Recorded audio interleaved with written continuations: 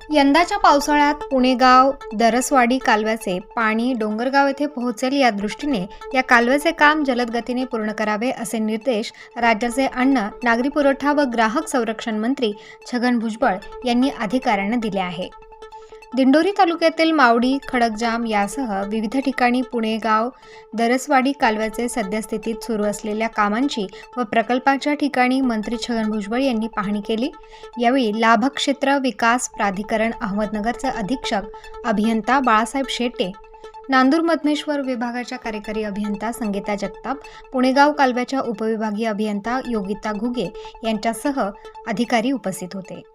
मंत्री छगन भुजबळ यावेळी म्हणाले की सद्यस्थितीत एकूण 12 किलोमीटर, 28 किलोमीटर, 35 किलोमीटर व 52 किलोमीटरच्या टप्प्यांवर पुणेगाव दरसवाडी कालव्याचे काम सुरू आहे।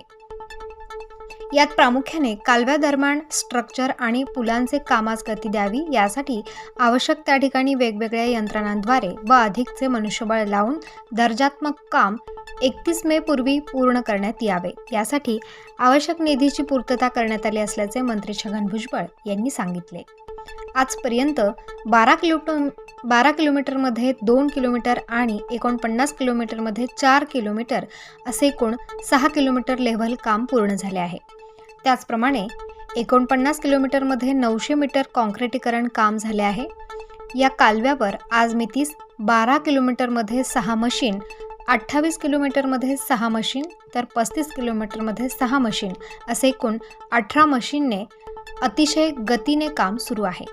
या सुरू असलेल्या कामाची परिस्थिती पाहता निश्चितच कालव्याचे काम मे अखेरपर्यंत काँक्रिटीकरण करण्याचे काम 15 जून अखेर पूर्ण होणार असल्याचे अधीक्षक अभियंता बाळासाहेब शेटे यांनी यावेळी सांगितले। प्रतिनिधी मोहसिन पठाण, स्टार न्यूज, नाशिक।